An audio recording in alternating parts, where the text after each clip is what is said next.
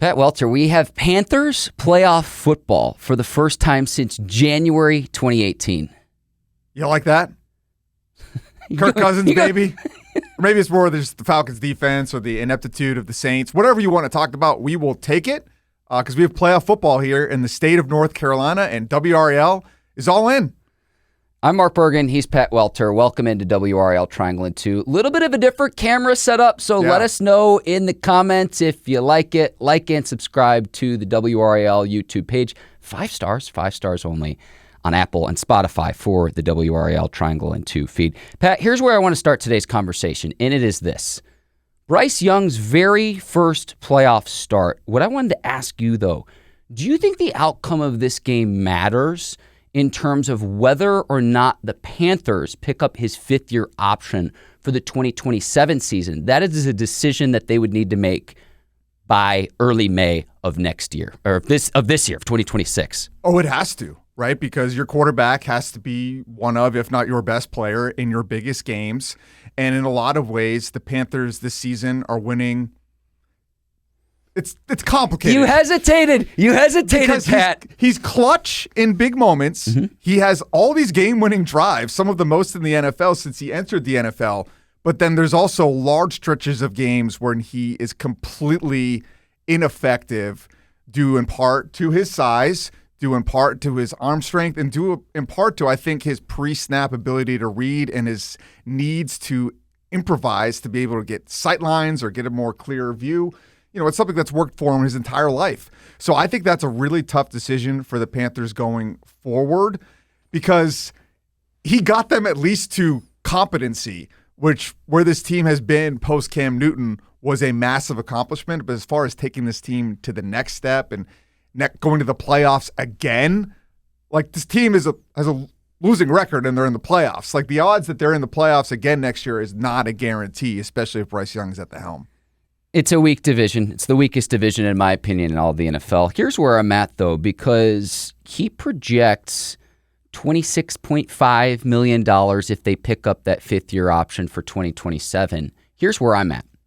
You could pick up that fifth-year option, but that doesn't necessarily mean he's your quarterback of the future. Mm-hmm. And to me, it's just the cost of doing business for just your average quarterback in the NFL. Outside if a quarterback is on his rookie deal, look across the league of other starters, what they make, what their salaries are. To me, that's the cost of doing business if you have a quarterback who is even average, let alone good to great to elite. And so that $26 million, I mean, short of just absolutely laying an egg in this game. And I don't want to put too much into one game, but Pat, to your point about the losing record, the 8-9 record going into this one. The Panthers have also lost 3 of their last 4 games going into this one. They lost the regular season finale, and here we are. They're still in the playoffs. To me, it's like, can you point to the Panthers doing well and the Panthers getting in, or for the fact of, like, someone had to win the division? 100%. I think you got to give Dave Canales, the whole organization, Bryce Young included, a lot of credit for just getting to this point. I mean, we look at where they were after David Tepper and all the experiments they've gone through since, from the failed quarterbacks that maybe could have been successful quarterbacks. When you think about Teddy Bridgewater, probably wasn't appreciated. Sam Darnold, Baker Mayfield, never really fully had a chance. And then the drafting and the trading up to get Bryce Young and all the assets they lost in that deal. And yet here they are, here by, in Dave Canales' words, what's a win today? Eventually, you have to stop doubling down, and as they were basically on with these trades for different quarterbacks and trading up in the draft and bringing in different quarterbacks, bringing in different coaches. Eventually, you just have to start doing the work, and that's what they did when they brought in, or when they promoted Dan Morgan. They bring in Dave Canales. There's alignment there. They draft Bryce Young. Now, Dave Canales was not on the staff when they drafted Bryce Young, and that's maybe where we are here, where there's maybe a slight disconnect in what each wants to do. But I look at it like, who's really going to want to sign up for Bryce Young? Like, if you have a choice, Bryce Young's not a quarterback that you seek out as a coach. A, he's too small. B, he does a lot of his best work, within the play, maybe not within the design of the play. Like, a lot of his best work is improvised. It's just who he is. It's who he's always been. So I don't know what coach is looking at Bryce Young. It's like, yeah, sign me up for that. But I think if there's a real win here, I think if I'm picking a guy going forward, it's Dave Canales. Because this guy, sure, is he a perfect coach? No, but we're seeing him get better on the fly in real time. Like, this was a guy that spent a ton of time in the Seattle organization under Pete Carroll, but prior to coming to Carolina, had only been an offensive coordinator for 1 year. But we now have the track record of what he did with Geno Smith in Seattle, what he did with Baker Mayfield in Tampa, and how I think he's gotten the best, if you will, out of Bryce Young. He salvaged Bryce Young. Because if you remember, this thing was done. This thing was over last year. He was benched. Yeah, he got benched. I go to was after the loss to the Saints in December, and I'm trying to find the story that I wrote up for WRAL.com, but it was the play where the Saints rookie player had an unnecessary roughness penalty at the very end, and it cost the Panthers very valuable field position. But there was a play in that game where it was either a 3rd and short or 4th and short scenario. And a reporter asked, why don't you use the tush push, which has been so effective for so many teams across the league? And Canales even admitted, given the challenges that you have with Bryce Young and his size limitations, it is not a schematic advantage for the Panthers to try to use him in a tush push, let alone because of his slight frame, if he were to get injured on a play like that. Yeah. So it's one element that other NFL teams do with much bigger players, much bigger quarterbacks. Some teams will bring in another player instead of the quarterback to be able to do that. I think the Panthers have started doing that with the tight end.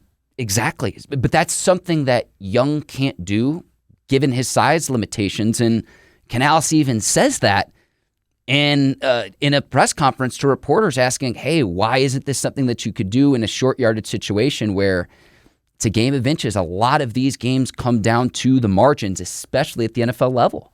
And look, I can roast Bryce Young if I want to. We can lament all the things that they don't have, and we will do that.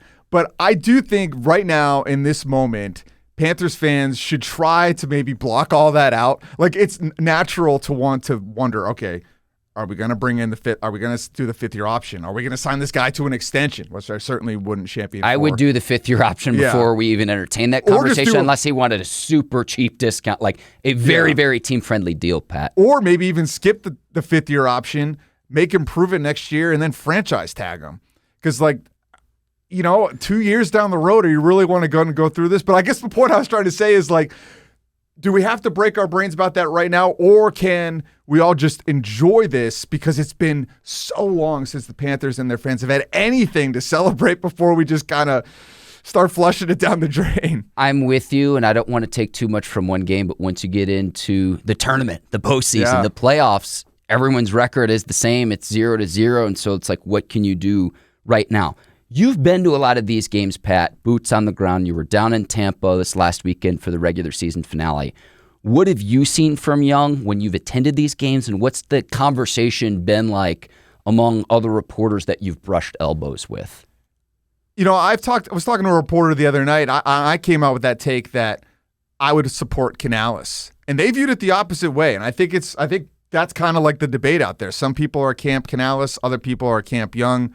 I'm pretty strong in Camp Canales here on this. But I think what you do see from Bryce Young and from Canales together is their optimism has helped this organization change its brand, change its mantra, change its culture. And in that regard, there is a cohesiveness between the two of them. Their outlook is relentlessly positive. And I think Bryce Young's unique ability to compartmentalize, he's also strong in his faith. Like, all these things, I think, helped him through what would have broken a lot of quarterbacks. I mean, the way he came into the league and looked not only like he shouldn't have been the number 1 overall pick, but like he shouldn't have been drafted, period, or even play in the NFL. I wouldn't go that far, but that's to your point about Canales, where coaching matters, where when you see young quarterbacks struggle in the NFL, I point to, well, how many coaches has that quarterback had? And even if there is stability, say, at the head coaching position where, let's try to fix the flesh wound with the Band-Aid and bring in another OC and another coach. And certainly he had that early on to where even if it is just the 2026 season, looking beyond this game with Bryce Young, at least you can point to some continuity here that he's had with Canales. And I would say this, too, in Canales' favor, too. We stream a lot of his media availabilities.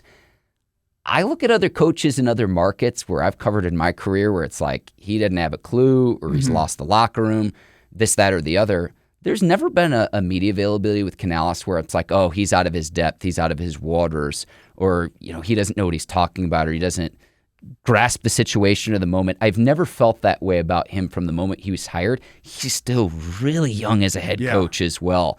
So I'm with you with the optimism that they bring in terms of trying to fix a franchise where you had Rule and you had Frank Reich last not even a year.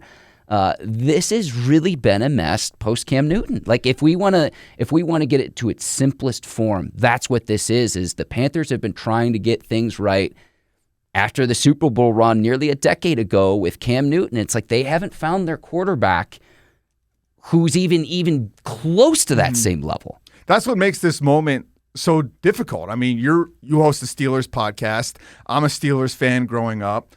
Post Ben Roethlisberger, they've been toiling in this mediocrity. And, lo and behold, here the Steelers are in the playoffs again. But how many quarterbacks have they gone through, and how frustrated is that fan base? And they are where the Panthers are now, which is that kind of 7 to 10 window with replacement level quarterbacks. So you fight so hard. The Panthers have clawed so hard to get to that point. And so I think that's where you just enjoy this moment as a Panthers fan. But to all those other things we're talking about, what is next is looming in the background. Because most likely, this is a one-and-done situation for the Carolina Panthers. They're 10-point underdogs, so I'm not trying to if you think we're too gloom and doom here, where it's like, look, the reality of the situation is they're 10-point underdogs. I posted a story just earlier this week, Pat, about teams that have 500 or sub-500 records and their track record of success or lack thereof in the playoffs. 1-1. Like there has not been a team with a 500 or sub-500 record that has even made a conference championship game.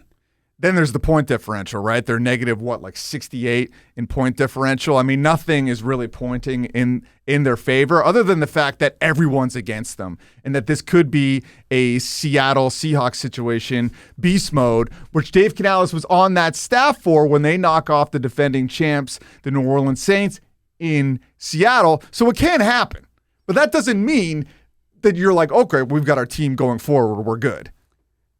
Yeah, but that beast quake, which is that what we're calling it now? It landed at, is it the Richter scale or the seismic scale? I mean, it was a 2.0 on whatever scale that is of the cheer. 9 broken tackles. The Seahawks missed the playoffs the following year, but then that launched the Legion of Boom era for Seattle.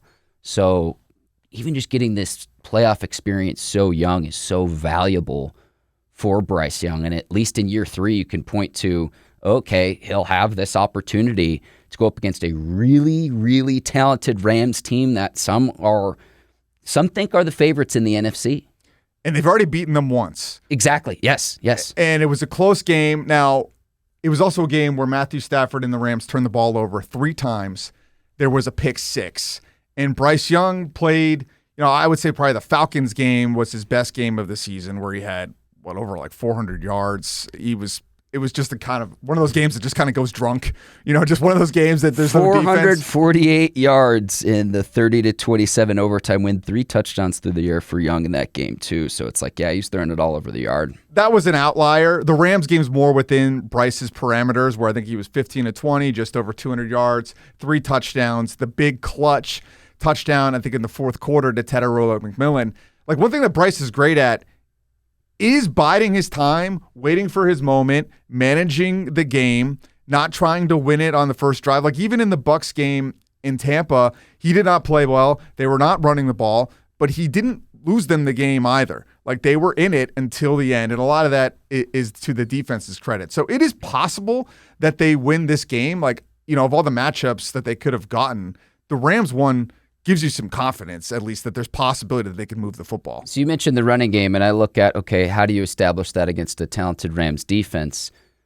Right guard Rob Hunt, a Pro Bowler, mind you, working his way back. He's been on IR since week 3, and there's the possibility he plays. So if he plays, you get the two-headed monster in the backfield rolling to where the quarterback's best friend a lot of times is the running back position. So it's like if you can establish the line of scrimmage, control the clock, you mentioned the takeaways, to me that would be the recipe. That would be how I would try to approach this game in terms of trying to beat the Rams in this wild card matchup. Yeah, because as much as exciting as it is that the Panthers got into the playoffs, they have not been really a playoff team since that Rams game. Like that Rams game is what got everybody excited, that made everybody believe that Bryce Young could be a franchise quarterback. It's like up and down, up and down, up and down with him every week. You're like, way out, wait, I'm back in, and I put myself included. But since then, they're 1-3, and the running game has completely fallen off a cliff. That Rico Dowdle moment in the middle of the season, I'm not entirely sure what happened, if it was a perfect moment of sync with the offensive line, if it was a perfect moment of sync in his vision, in his health. Like at one point, he kind of banged up his leg injury. He's dealing with a toe injury now. I don't think he's been 100% since. And what did they rush for at Tampa? Like 30 yards? I mean, they cannot do that and think they're going to have a chance to win this game. They're up around over 150 yards the first matchup with the Rams. And so much of Bryce and his limitations is you can't put the guy in obvious passing down situations. So when they're not running the ball and their defense isn't generating turnovers, they are in danger of getting blown out. We could criticize Bryce Young, 19 yards rushing against the Bucs. How are you supposed to win a football game? You have 19 yards rushing. So Tampa knows exactly what the Panthers are going to do play after play after play after play.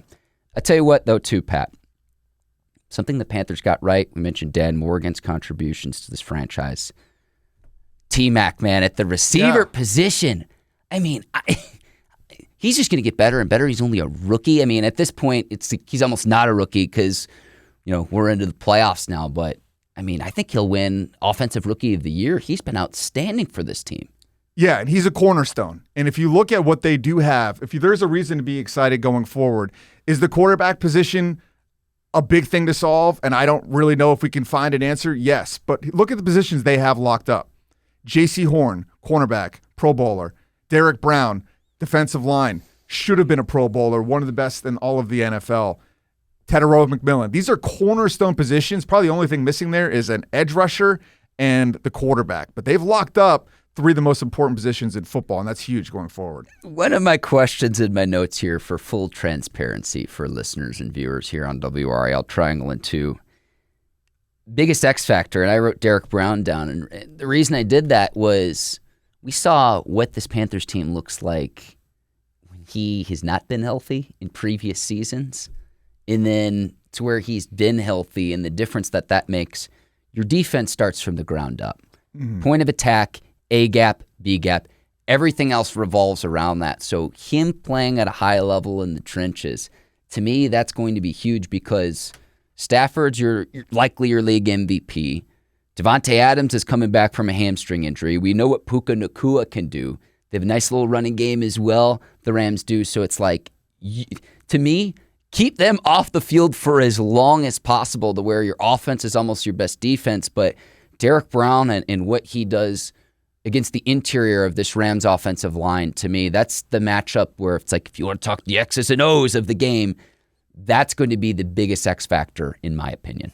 Derrick Brown and just getting J.C. Horn back for this game. Like, he's played the last few games, but the previous Rams game, he was not in that. It's Mike Jackson who gets the pick 6. They're also getting Christian Roseboom, who's probably one of their best linebackers who didn't play that previous game. So all the talk about Bryce Young, really, it's going to be the defense and the run game that wins this game, and Bryce Young making a few key throws, which are the throws he didn't make versus Seattle, the throws he didn't make, or at least the refs took away against the Tampa Bay Bucs. So it's a simple formula. Like, they know what they're gonna have to do. They know who they are. It's a matter of if they can execute it and which Rams team we see come in here. Like, was them going 1-2 down the stretch a red flag, or was that them just kind of tuning up for the playoffs? I don't really know the answer, but they haven't really looked like the Super Bowl champion, NFL MVP, quarterback-led team that they were billed to be, really, since the Panthers have beaten them.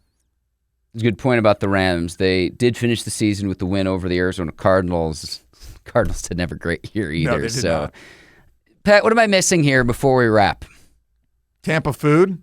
All right, so full disclosure, Pat was down in Tampa, Florida, Ybor City. You got to see some of the chickens I saw as well. Just roosters running wild. And I didn't. Did you catch the history of why there are roosters in Ybor City? You know, it has to go into my Google machine to figure that out. But if you have that answer, please lay it on us, Pat. I know some of the other history of it. I mean, it's a historic neighborhood in the city of Tampa. It's a little bit like Bourbon Street, if you've never been there.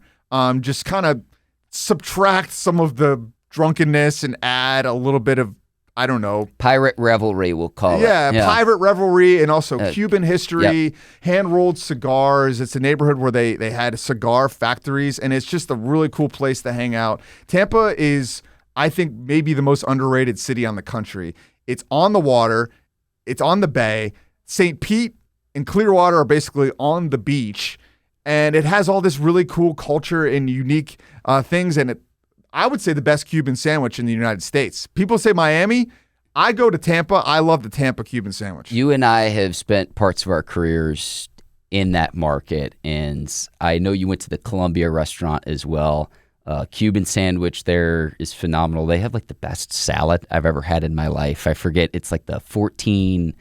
It's a number combination. It's just the food is terrific there. Richard Gansmart, one of the oldest restaurateurs, the owner of the Columbia restaurant. I'm very jealous you were down there this time of year. I was hoping maybe you'd come back with the Panthers victory, but that, you can't control that. But it looked like both you and Chris Lee had a remarkable time down there, but also just really honing in on what the Panthers look at as they were trying to make a postseason push. And then we go into the Sunday where it's like reliant on the Saints and Falcons to figure out whether the Panthers are going to make the playoffs. But, man, I spent a lot of time in Tampa. It's wonderful. It's a great place. It was an excellent trip all around. The work was good. The fun was good. The rain was not. And that's one thing we haven't touched on is that there's some potential, I don't know, thunderstorms or something in the forecast for Saturday in Charlotte. I got absolutely torrentially downpoured on in Tampa. And as a guy who lived and worked in Florida, I should have known better. Yes, but usually not this time of year. Right. It's like I could understand it in the summer. It downpours, rains for an hour every single day in the summer. Usually this time of year you're okay, but yes, Pat, bring your rain gear just in case you need it for not just yourself but your equipment too. I mean, it was coming down when the Panthers and Bucks were playing in the finale. The whole first half was rain. And it wasn't torrential the whole time, but it was consistent. It was steady. It definitely impacted the field. So we'll see. Check that weather forecast Saturday in Charlotte. I don't know which team it necessarily favors. Probably the home team, right? Like it's easier, the snap count. You're at home. You get the crowd behind you. Panthers want to run the ball. Stafford's a great thrower. I mean, Stafford, the way that guy can spin the football, I don't know if a little rain hurts him. But this is a guy that played most of his career indoors in Detroit and is now playing in sunny L.A. Stafford can throw the ball through a car wash and it won't get wet. Yeah, the dude spins it.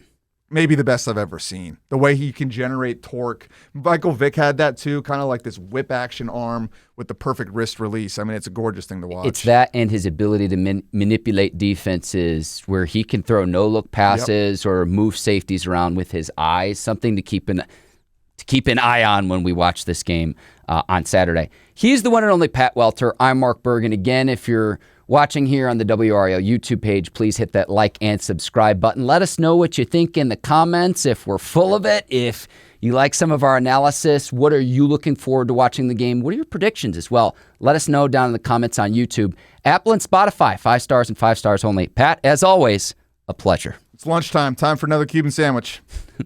So long, everybody.